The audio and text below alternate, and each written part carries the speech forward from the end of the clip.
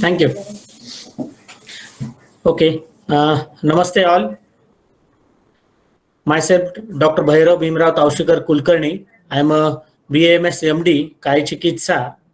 Also, I have a fellowship from Appana University, which is situated in North America.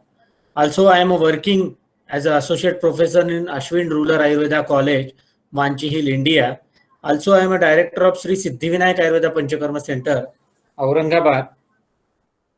Also, about my membership, I have registered practitioner of Apna, North America, member of USA, Yoga International, member of Ayurveda and Yoga Community Europe, also a member of ISTM, also a member of IA, also member of NEMA, also a member of California Association of Ayurvedic Medicine.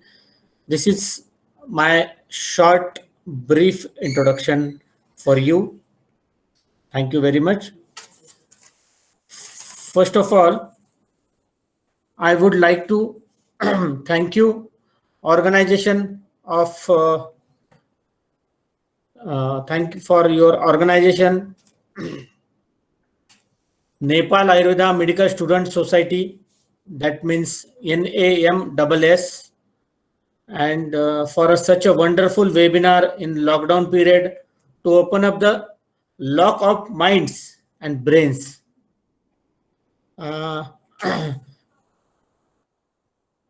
Previous your lecture I heard, it was very spectacular. As all dedicates, today I am going to share my views in Ayurveda, and the topic is Tamak Shwas Chikitsa. So, I will try my level best to maintain the decorum and dignity of this series. So, once again, I thank you, the organizer, to this event, to invite me, all my colleagues from my college. I'm thankful to them also. And nowadays, every main reason behind this opportunity is nothing but Ayurveda. So I'm thankful to Ayurveda also. So we can start our presentation. My topic is Shwasa.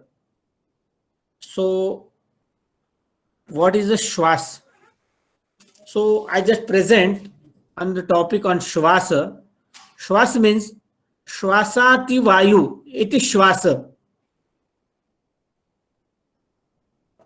And therefore, Tamak Shwasa denotes a pathological state where a sense of darkness prevails due to movement of pranavayu in reserved direction. Definition of Shwasa. What is Shwasa? From above reference, it is clear that Shwasa word used to denote respiration and exchange of air in the body. The word Shwas is used for both physiological and pathological state. Shwas Roga may be defined simply as a disease in which the respiration and exchange of air is disturbed.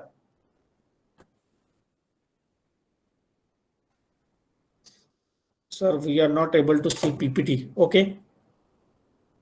Can you see the presentation?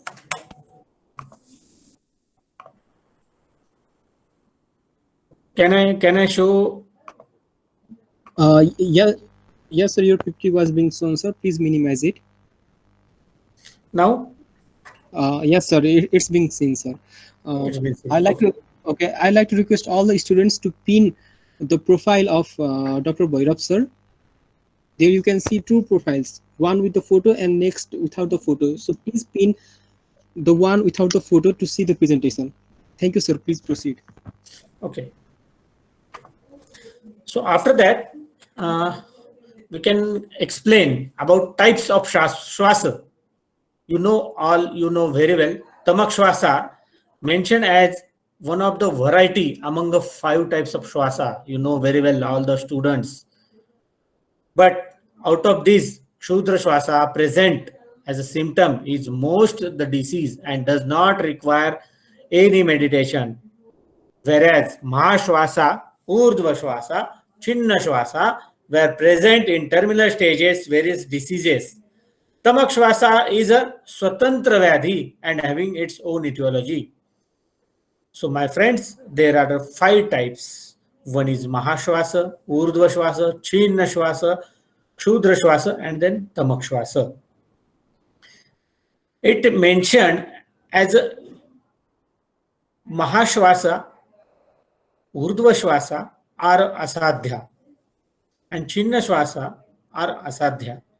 Then Tamak Shwasa, it's mentioned as a Yapya Vyadhi and Kshudra Shwasa is a Sadhya. So, bronchial asthma is mentioned in modern medicine closely resemble with Tamak Shwas. You know all very well. So, as per your permission, I just represent about a Tamak Shwasa. What is a Tamak Shwasa? So, I can start my presentation on Tamak Shwasa. Some of the Samprapti Shloka is there. Pratilomam yada vayu strotansi प्रतिपद्धते means दी गई पंक्तियों में आचार्य चरक ने तमक श्वास की संप्राप्ति में की विशेष संप्राप्ति का वर्णन किया है।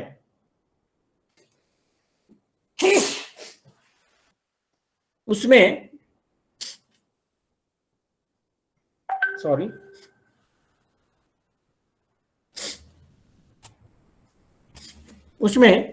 श्वास सामान्य संप्राप्ति बताई है, किंतु तमक श्वास पर कोई विशेष या विशिष्ट संप्राप्ति यहां पर कही गई है। उसी में प्रतिलोमम यदा वायु स्त्रोतांसी प्रतिपद्धते, इसका मतलब वायु से प्राण वायु या उदान वायु का समझना, उनका प्रतिलोम होना, यानी कि उनका जो विदित मार्ग है वो वहां से हटकर प्रतिलोम होकर स्त्रोतांसी प्रतिपद्धते अर्थात प्राण व स्त्रोतस में फैल जाते हैं। श्लेष्माणम समुदीर्य च, ऐसा कहा गया है। प्राण व स्त्रोतस में स्थित समुदीर्ण का अर्थ उभाड़कर कफ वायु, मतलब वायु और कफ दोनों दोष, वायु कुपित होकर ग्रीवा शिरस्य संग्रहम श्लेष्माणम समुदीर्य च, इसका मतलब है ग्रीवा शिर संग्रह, ग्रीवा और शिर में जकड़ाहट उत्पन्न करते हैं, ऐसा उसका अर्थ है। उसके बाद लिखा है करोति पीनसम तेन रुद्योम गुरगुरकम तथा अतीव तीव्र वेगम च श्वासम प्राण पीड़कम। इसका करोति पीनसम, इसका मतलब है पीनस अर्थात प्रतिशय, ये संप्राप्ति विशिष्ट है। पीनस के लक्षण के उत्पन्न ये तमक श्वास में पीनस के लक्षण उत्पन्न करती है। अभी तक ऊर्ध्व श्वास, छिन्न श्वास, महाश्वास जो असाध्य श्वास के बारे में कहा गया है, उसके भेद बताए गए। उसमें पीनस का लक्षण माय डियर फ्रेंड्स कहीं भी नहीं आता है। सिर्फ तमक श्वास की संप्राप्ति में पीनस मतलब प्रतिशय लक्षण आता है। इसी कारण ये संप्राप्ति विशिष्ट बताई गई है। पीनस का लक्षण के साथ तेन रुद्धो घुरघुरकम, छाती से अथवा कंठ से घुरघुरक आवाज आती है। अतीव तीव्र वेगम च श्वासम प्राण पीड़कम, इसमें कहा गया है, इसका मतलब प्राण शब्द यहां पर हृदय के लिए प्राण शब्द का अर्थ आप ग्रहित कर सकते हैं, आया है। श्वास के वेग के कारण, अत्यधिक वेग के कारण प्राण में यानी हृदय में पीड़ा का अनुभव होना, इसका मतलब है अतीव तीव्र वेग च श्वासम प्राण प्रपीड़कम। उसके साथ अभी नीचे कहा गया है प्रताम्यत्य अतिवेगाश्च कासते सनिरुद्धते प्रमोहम कासमानश्च स गच्छति मुहुर्मुहुर्। इसका मतलब प्रताम्यति सवेगास्य कासते, इसका मतलब है जो लक्षण बताए गए हैं वो इस प्रकार है। प्रताम्यति वेगास्य कासते सन्निरुद्धते, वो लक्षण इस प्रकार है, अर्थात प्रताम्यता का अर्थ है अंधकार में डूबना। रोगों को इस प्रकार का अनुभव होता है जैसे अंधकार में वो डूब रहा है। कासते सन्निरुद्धति, इसका अर्थ है कास, खांसी के वेग, अतिवेग आते हैं। सन्निरुद्धति का मतलब उनमें एक रुकावट महसूस होती है। प्रमोहम कासमानस्य च गच्छति मुहुर्मुहुर्, इसका अर्थ है लगातार कास के वेग आने के कारण रोगी बार बार मूर्छा को प्राप्त होता है। इसके बाद कहा गया है श्लेष्मण उच्यमाने तु भृशं भवति दुःखितः तस्यैव च विमोक्षान्ते मुहूर्तम लभते सुखम। इसमें कहा गया है कि कास के लगातार वेग इस व्याधि में आते हैं, आते रहते हैं। क्यों? उसमें श्लेष्मान्यम मुच्यमाने, जो उबड़ा हुआ कफ है वो छाती में कहीं अटका हुआ होता है। इसके कारण रोगी को कास के वेग से वो बहुत दुखी हो जाता है, ऐसा इसमें कहा गया है।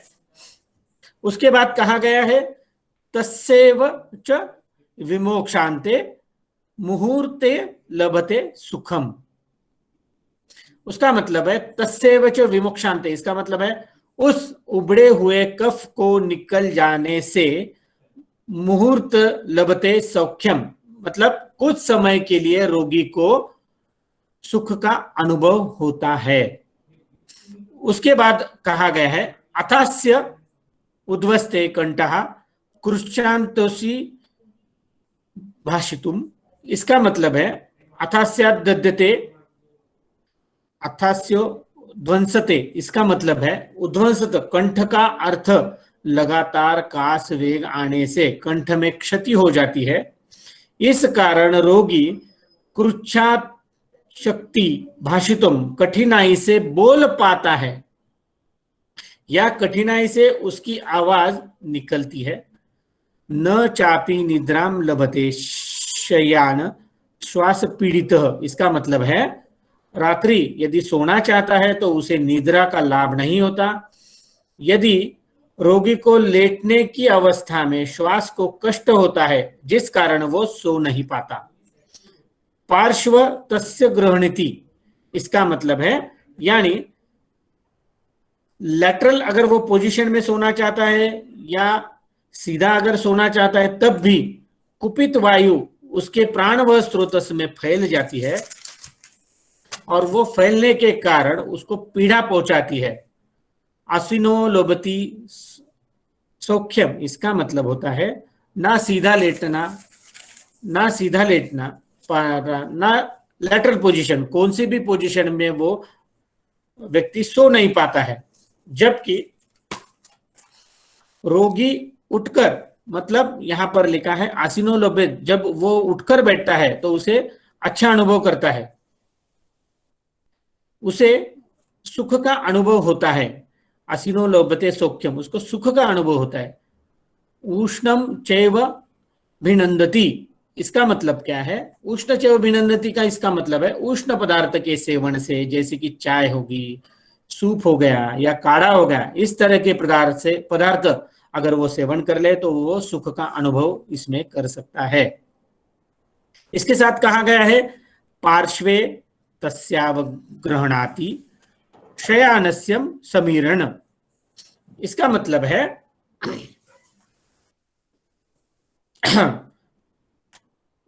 आसीनो लभते सौख्यम उष्णम चैव विनिंदति। इसके बाद है उच्छिताक्षो ललाटेन स्विदता पुरुष मार्तिमान, इसका मतलब है उच्छिताक्षो से दो शब्द, मित्रों ध्यान से सुनिए। उच्छिताक्षो, यहां पर जो शब्द आया है उच्छिताक्षो, उच्चता शब्द से दो शब्द यहां पर लिए गए हैं, उच्च व क्षुण।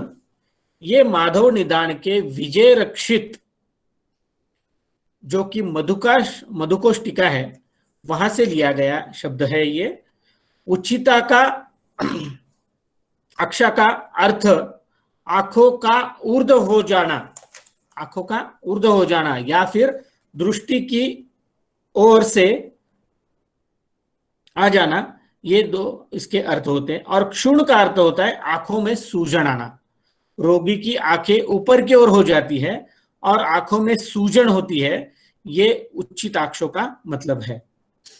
ललाटेन स्वेदता, इसका मतलब है माथे पर पसीना आता है। इसके साथ विकुष्य अस्य, इसके साथ विशुष्कास्य, इसका मतलब है रोगी श्वास नहीं ले पाता है। श्वास की कठिनाई के कारण मुख शुष्क हो जाता है। मुहुश्वासो मतलब बार बार इस श्वास के वेग के कारण वे जब श्वास छोड़ता है संपूर्ण शरीर का बल जानकर सहसा श्वास छोड़ने की कोशिश करता है तो अवधम्यते, मुहुश्चैव अवधम्यते जो कहा गया है यहां पर, इसका अर्थ होता है सहसा अचानक ये श्वास छोड़ता है। उसके बाद कहा गया है मेघाम्बु शीत प्राग्वाते ही। मेघाम्बु का मतलब है यहां पर बोला ग्रंथों का कहना है कुछ ऐसे निदान बताए गए हैं, यहां कुछ काल बताए गए हैं जिस समय श्लेष्म की वृद्धि होती है, श्लेष्म स्वभाव से कुपित हो जाती है, श्वास के वेग आते हैं, जैसे कि बारिश आना। मेघाम्बुशीत इसका मतलब है बारिश आ जाना। इसके बाद आता है श्लेष्म, जो कि कहा गया है यहां पर वो मतलब कफ की वृद्धि होना। इसके साथ बारिश के दिनों में अम्बुपान, शीताम्बुपान या ठंडे पानी का सेवन स्नान करने से, या यहां पर कहा गया है पूर्व दिशा की ओर से आने वाली ठंडी वायु, मतलब explosive to cold and climatic condition, यहां पर बात ध्यान में रखनी चाहिए।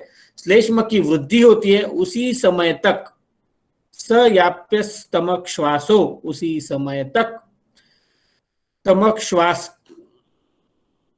कहा गया है और उसे याप्य, सयाप्य, उसको याप्य कहा गया है। किंतु वो अगर नवीन है तो वो साध्य, साध्यो वा सान्न वो तित, इसका मतलब है अगर वो नवीन हो मतलब अभी अभी निर्माण हुआ हो तो उसे साध्य तमक श्वास कहा गया है। इसके आगे तमक श्वास के बारे में कुछ कार्डिनल सिम्टम्स कहे गए हैं, आप थोड़ा उन पर ध्यान दीजिए। आप मुझे सुन पा रहे हो, आप मेरी स्क्रीन देख रहे हो, प्लीज बताइए मुझे अगर मेरी स्क्रीन आपको दिख रही है। Yes sir. Yes, okay, thank you. Yes हाँ सर। हाँ, तो कार्डिनल सिम्टम्स के बारे में हम कुछ इंफॉर्मेशन लेंगे। जो तमक श्वास की कार्डिनल सिम्टम्स है उसमें क्या होता है, तो feeling of sinking in darkness, excessive but obstructed coughing. उसके बाद थर्ड वन कहा गया unconsciousness.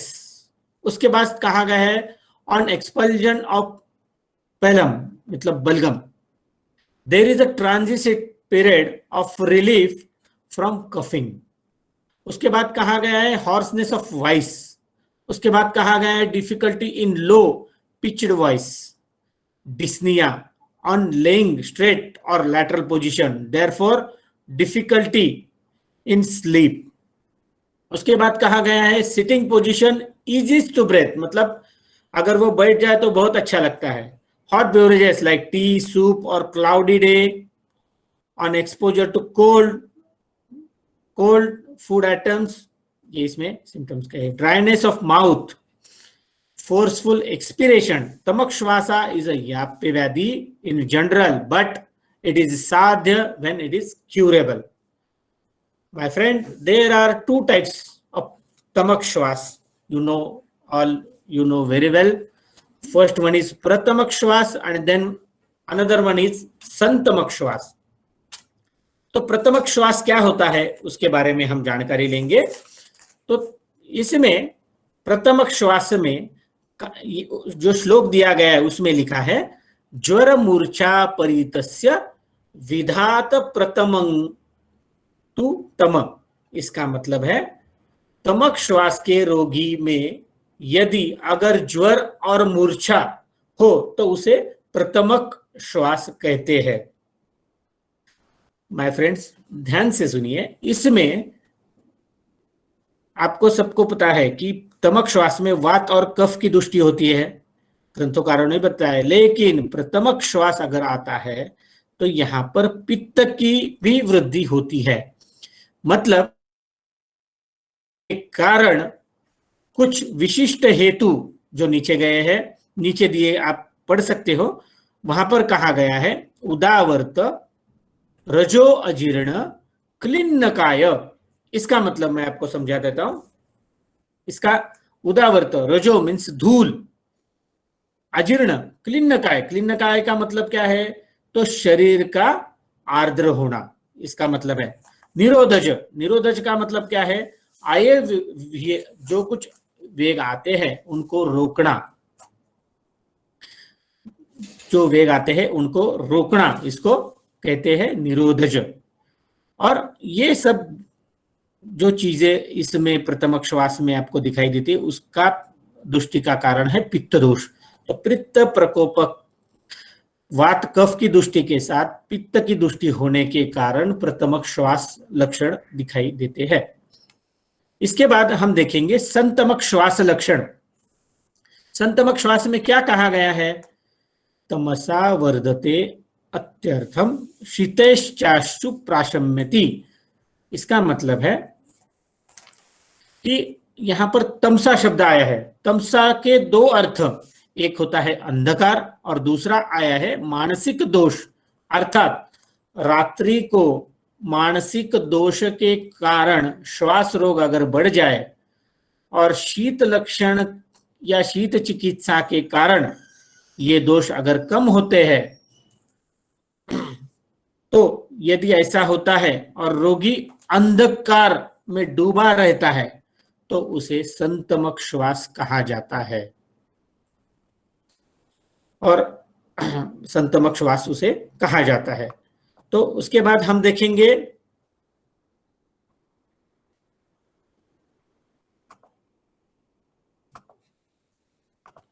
Next slide, 1 second.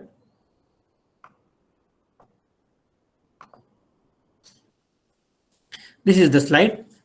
Along with tamak shwasa, when symptoms of fever and fainting also appear, then it is called pratamak shwasa.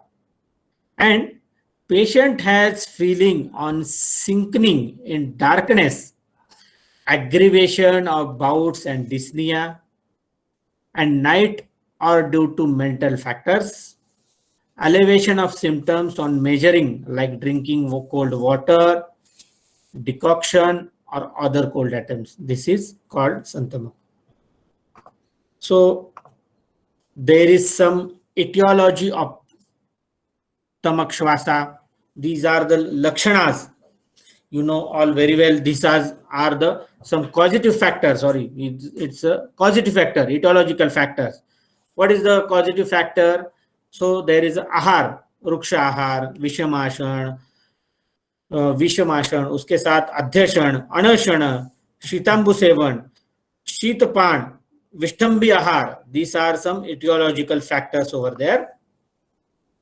Then we just saw this side. What is the Purva Rupa? Purva Rupa of Shwas. What is the Purva Rupa? Then first one is Ritshula, Parshvashula, Prana Vimolata, Anah, Arati, Admana. These are the Purva Rupa. My dear friend, I already told about Shwas Samprapti. These are the some structure or the some chart.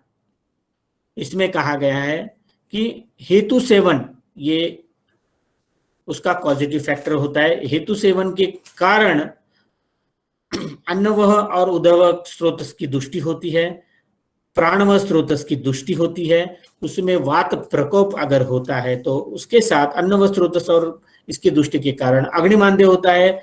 उसके अग्निमांद्य के कारण विकृत कफ और आम निर्मिति और आमाशय में विकृति होती है। उसके कारण विशेषण ऑफ कफा, कफ दुष्ट होता है, क्लेदप कफ की दुष्टि होती है, आम निर्मिति होती है और प्राणव स्रोत दुष्ट होके उसका ऑब्स्ट्रक्शन होके श्वास की संप्राप्ति बनती है।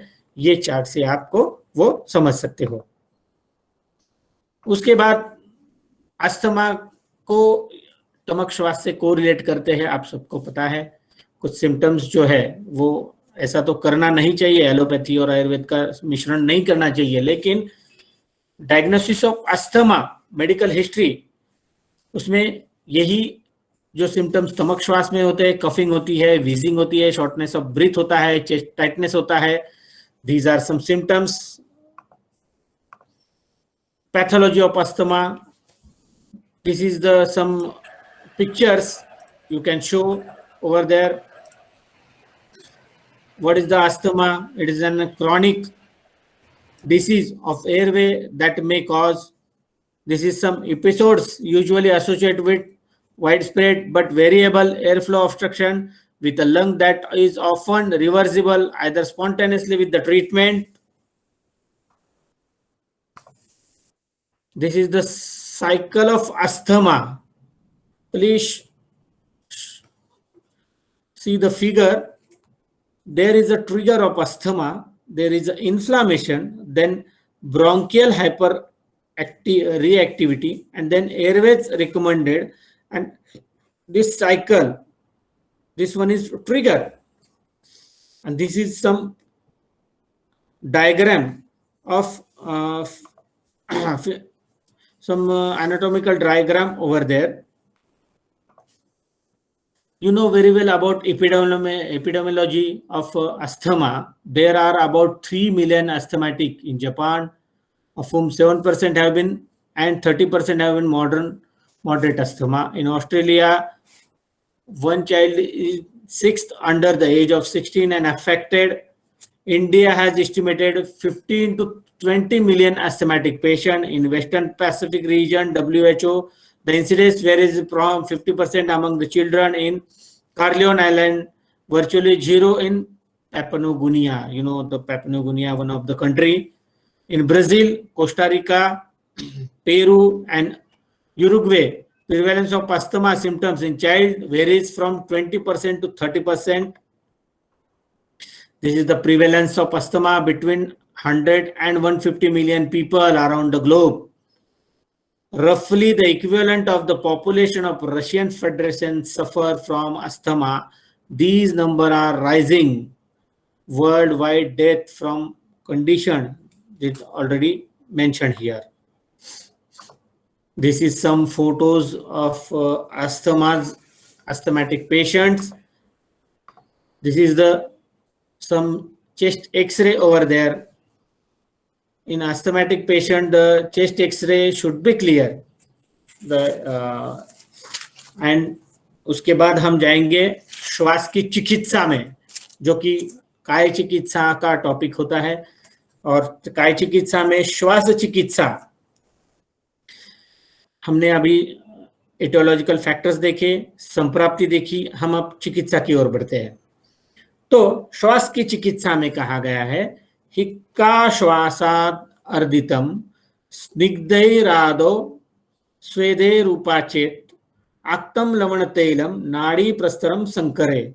इसका मतलब है स्नेहन, स्वेदन इसमें लाभदायक कारक होता है। और स्नेहन कौन सा करना है? तो स्नेहन में लवण तेल का यहाँ पर यूज करना है। लवण तेल अभ्यंग आपको करना है। उरप प्रदेशी लवण तेल का संवाहन करना है, इससे कफ का विलयन होता है। यहाँ पर लवण तेल का स्नेहन कहा गया है। उसके बाद स्वेदन की चिकित्सा यहाँ पर आप कर सकते हो, इससे कफ का विलयन होता है, ऐसे यहाँ पर कहा गया है। उसके साथ इस संदर्भ में मैं आपको बताना चाहता हूं कि वमन चिकित्सा यहाँ पर प्रभावी चिकित्सा होती है। वमन चिकित्सा में शुरू में 5 दिन 7 दिन घृतपान करवाए, उसके साथ साथ स्नेहन और स्वेदन कर कर आप रुग्णा को 6वें दिन निरान्न काल रखे, मतलब कुछ भी उनको शाम को उनको खाने के लिए दही चावल, श्रीखंड पूरी ऐसा कफ कारक आहार देना चाहिए। और उसके दूसरे दिन सुबह मुद्गयूष का पान कर कर रुग्ण को वमन देना चाहिए। वमन में आप यष्टि मधु, काढ़ा, दूध, गन्ने का रस इसका इस्तेमाल कर सकते हो। साथ में मदन फल पिपली योग आप रुग्ण को दे सकते हो। और वमन चिकित्सा श्वास व्याधि में बहुत लाभदायक कारक सिद्ध हुई है और होती है, ऐसा कहना है। इसके साथ हम धूम्रपान, वमन के पश्चात धूम्रपान जो करते हैं, तो धूम्रपान इसमें काफी लाभप्रद होता है। तो धूम्रपान में क्या करना चाहिए, तो हल्दी, तमालपत्र, एरंडमूल, लाक्षा, मणशिला, देवदार, हरताल, जटामांसी इसकी धूमवर्ती बनाकर हम वो धूमवर्ती से पेशेंट के जो वमन के कारण जो दोष निर्हरण हुए हैं और बचे हुए दोष को निकालने के लिए हम इस धूमवर्ती का उपयोग कर सकते हैं। उसके साथ प्राणवायु स्रोतस में निर्माण होने वाला स्पाज्म जो होता है उसको संग कहते हैं, वो स्पाज्म भी इसके धूमवर्ती के कारण निकल सकता है। उसके साथ वातानुलोमन चिकित्सा हम कर सकते हैं। वातानुलोमन चिकित्सा में आम्लवेतस, मातुलुंग, हिंग, बीड़ लवण देने से मतलब वात का अनुलोमन होता है। इसके साथ कुछ युष ग्रंथों में कहे गए हैं चरक संहिता में, उसमें प्रथमतः निदिक्तिकादि युष कहा गया है। निदिक्तिकादि युष में निदिक्तिका, उसके साथ बिल्व मज्जा, कर्कट श्रृंगी, धमासा, गोखुरु, गुडुचि, कुलत्त, चित्रक इसका युष हम तमक श्वास में अगर इस्तेमाल करें तो उसका काफी लाभप्रद रिजल्ट पेशेंट में दिखते हैं। लेकिन इसके साथ साथ इसमें अगर आप पिंपली, सुंड और सेंधव मिलाए और उसका यूज थोड़ा सा गाढ़ा कर दे तो इसका भी रिजल्ट बहुत सुंदर मिलता है। ये हमारा एक्सपीरियंस है अभी तक का। उसके साथ रासनादि यूष, उसमें रासना, बला, लघु पंचमूल, मूग और चित्रक इसका यूष हम यहाँ पर इस्तेमाल कर सकते हैं। इसके साथ यवागुपान ग्रंथोकारों ने बताया, यवागुपान उसमें हिंगवादी यवागु सर्वश्रेष्ठ कही गई है। उसमें हिंग होता है, संवरचल होता है, जीरा होता है, बीड़ लवण होता है, पुष्करमूल होता है। पुष्करमूल ये द्रव्य जो है ये तमक श्वास में बहुत अच्छा काम करता है। भारंगी बहुत अच्छी काम करती है। चित्र, कर्कट श्रृंगी इसका यवागु हम यहाँ पर दे सकते हैं। इसके साथ मातुलुंग युष, इसको क्षार युष भी कहा गया है। चक्रदत्त की जो टीका है इसमें इसको बहुत महत्व दिया गया है। मातुलुंग युष को वहां पर क्षार युष कहा गया है। उसके साथ आसव अरिष्ट में पाठादि आसव आप यहाँ पर दे सकते हो। पाठादि आसव में पाठा, मुरवा, रासना, सरल, उसके साथ देवदारू इसका सेवन, पाठादि आसव के ये कंटेंट है, ये सेवन करने से रुग्ण को लाभ कर रिजल्ट आते हैं। उसके साथ चूर्ण में आप हिंगवादी चूर्ण दे सकते हो, सीतोपलादि चूर्ण दे सकते हो, तालिसादि चूर्ण दे सकते हो, संवलचरादि चूर्ण दे सकते हो, वासा, पुष्करमूल, हरिद्रा चूर्ण ये काफी लाभप्रद इसमें होता है। अभी जैसे मैंने बताया कि भारंगी, काफी सारे अभी तक भारंगी, कर्कट श्रृंगी इस पे काफी सारे रिसर्च अभी तक हुए हैं। दोस्तों मुझे ये कहना है कि मैंने भी तमक श्वास पे एक शोध प्रबंध सबमिट किया है पीजी लेवल पर। जब मैं पीजी कर रहा था तब मैंने वहां पर कृष्णादि चूर्ण, जो भैषज्य रत्नावली में कहा गया हुआ कल्प है कृष्णादि चूर्ण, उसमें क्या है, पिपली और सेंधव दोनों ही समभाग लेना है। और उसको ग्रंथ में कहा गया है कि पिपली और सेंधव दोनों समभाग लेनी है। मतलब अगर 2 ग्राम पिपली ली है, पिपली चूर्ण, तो 2 ग्राम सेंधव चूर्ण लेना है। और वो उसको अदरक स्वरस, इसका अनुपान कहा गया है, अदरक स्वरस के साथ रात को सोने से पहले अगर लेंगे तो सप्तरात्र मतलब 7 रात्रों में तमक श्वास का निवारण हो जाएगा। ऐसे भेषज रत्नावली मध्यम खंड 16वें अध्याय में बताया गया है। तो इसका भी रिजल्ट अभी तक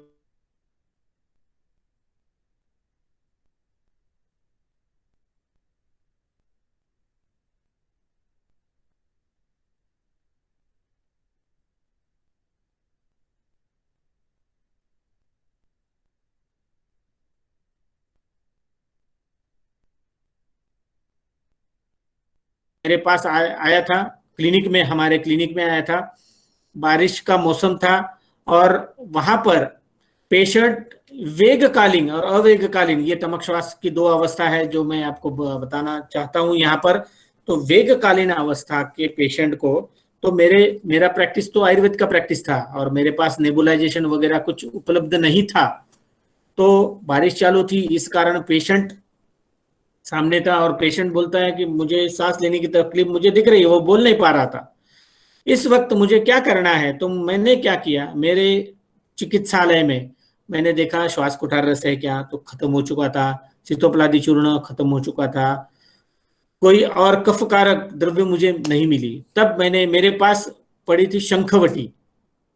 तो मित्रों, आपको पता है शंखवटी का रोगाधिकार क्या है? तो उदर चिकित्सा। तब हमारे दिमाग में आया कि उदर चिकित्सा में शंखवटी दी जाती है। तो उदर चिकित्सा में क्यों दी जाती है? तो वहां पर संप्राप्ति क्या है? तो आप सभी को पता है, उदर व्याधि में संप्राप्ति है वात और कफ की दुष्टि। और तमक श्वास में भी क्या होता है? वात और कफ की दुष्टि। तो इस कारण वहां पर वो लाभप्रद होती ही चाहिए। तो इसी के कारण मैंने वो शंखवटी 4 गोलियां, शंखवटी 250 मिलीग्राम की 1 गोली, इसके हिसाब से 4 गोलियां शंखवटी लिया और उसको कूट कर गर्म पानी के साथ, गुनगुने पानी के साथ रुग्णा को पीने के लिए दिया है। और मुहुर मात्रा में, मतलब चम्मच चम्मच से उसको दिया है। 2 घंटे में उन्होंने वो 4 गोलियां ली और उनका जो वेग था, वो वेगकालीन अवस्था थी, वो काफी सारी कम हो गई। तो इसका मतलब यह है कि आप जब आयुर्वेद में सारी चीजें पढ़ेंगे तो उसके साथ दोष, धातु, मल, ये तो आप पढ़ते ही हो, लेकिन उसके साथ आपको रसशास्त्र, द्रव्य गुण, इसका भी नॉलेज आपको अच्छी तरह से होना चाहिए। तो ही आप अनुभूत योग या चिकित्सा, व्यक्ति की चिकित्सा, ये अच्छी तरीके से कर सकते हो। उसके साथ तमक श्वास में उत्कारिका प्रयोग बताया गया है। उत्कारिका में क्या होता है? पित्त प्रधान व्याधि में उत्कारिका में क्या होता है? तो मसूलिका, वंशलोचन, सुंठ, पिंपली घी में भिगोकर उत्कारिका बनाते हैं। तो उत्कारिका का प्रयोग वहां पर हो सकता है। मांस प्रयोग तमक श्वास में, खरगोश का मांस अच्छा कहा गया है, तो खरगोश का मांस खा सकते हैं। अभी उसके कहीं पर बैन है तो उसके बारे में हम चर्चा यहाँ पर नहीं करेंगे। उसके साथ वायु गुलिका नाम की रस संग्रह योग में बताया गया हुआ एक कल्प है वायु गुलिका, जो कि शॉर्टनेस ऑफ ब्रीदिंग में काफी अच्छा काम करती है। उसके साथ घृतपान में आप संवर चलादि घृत दे सकते हो, अभय आदि पुराण घृत दे सकते हो, श्रृंग्यादि घृत दे सकते हो, दशमूलादि घृत जो चरक जी ने बताया है उसका भी यहाँ पर काफी अच्छा उपयोग कहा गया है। द्राक्षादि अवलेह, यहाँ पर अवलेह में द्राक्षादि अवलेह, हरिद्रादि चूर्णम, भरंग्यादि लेह यहाँ पर आप दे सकते हो। तो इस प्रकार आप इसकी चिकित्सा कर सकते हो। उसके साथ आपको अगर कुछ इस बारे में कुछ शंकाएं हैं तो आप मुझे पूछ सकते हो।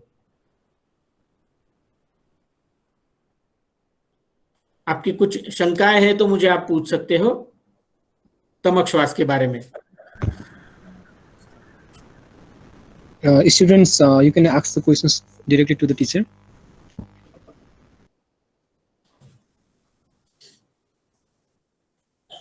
Sir, in Caste Nidanam, it has been clearly mentioned that the difference between Caste Swasa and Hika is that there is the expulsion of certain Kapha or Pitta in Kasha, but here in case of Swasa, it is also seen that there is the expulsion of mucus. How can we clarify in these two contexts?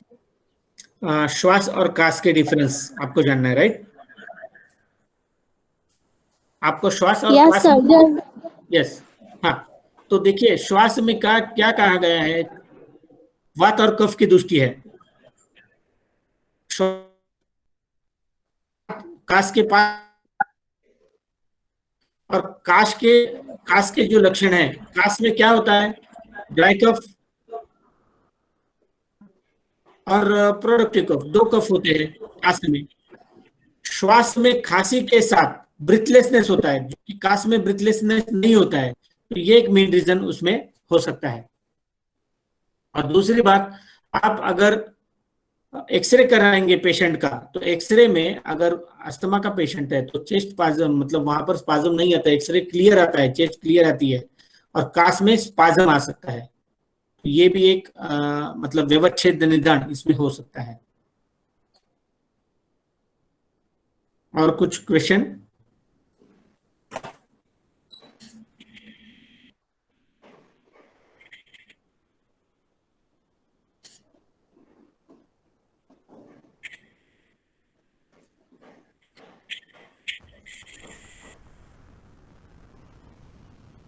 Students, if you don't have any questions, please let us know.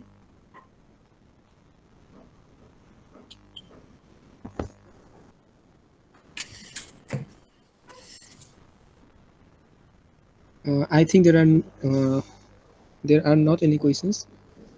Okay. Okay. Can we stop here?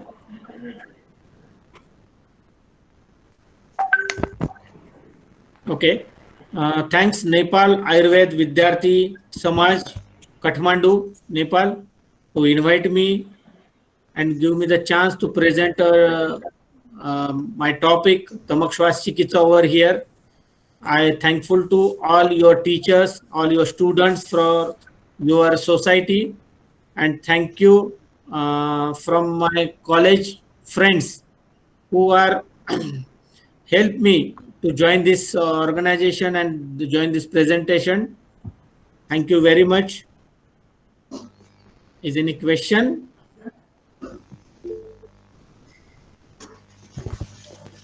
Sir, can you demonstrate the action of Pushkarmul and Kushta in case of Tamakswas, their karma? I can't understand. Please tell me again, please. It has been told that the action or the karma of Pushkarmul and Kushta in case of Tamakswas is slightly different. Can you clarify it for me? Pushkarmul and Kushta. Yes, sir. Pushkarmul and Kushta. What you want about Pushkarmul and Kushta? Both of them are given in Tamakswas, but one acts in the central nervous system via the neuromuscular system, but one through the bronchoconstriction, sir. Yes. तो पुष्कर मूल जो बताया गया है अभी, उस पर आपको पता है पुष्कर मूल पे बैन आया है। सिंगल हर्ब पुष्कर मूल कहीं भी नहीं मिलता है। जो मेडिकेटेड मतलब जो प्रोप्राइटरी मेडिसिन होते हैं उसी में पुष्कर मूल कभी आपको मिल जाता है। तो पुष्कर मूल अगर देना है तमक श्वास के रुग्णा को या पेशेंट को, तो पुष्कर मूल देना, तो उसको चूर्ण के स्वरूप में गुनगुने पानी के साथ देंगे तो उसका काफी अच्छा रिजल्ट। पुष्कर मूल सिर्फ पुष्कर मूल देना है। तो तमक श्वास में जो ब्रेथलेसनेस या कफ जो अटकता है वो पुष्कर मूल से क्लियर होता है। और कुष्ठ जो है वो कास जो होती है तमक श्वास में, तो कुष्ठ वो कास पर अच्छी से काम करती है। कफकारक कास में अच्छा काम करता है कुष्ठ जो द्रव्य है।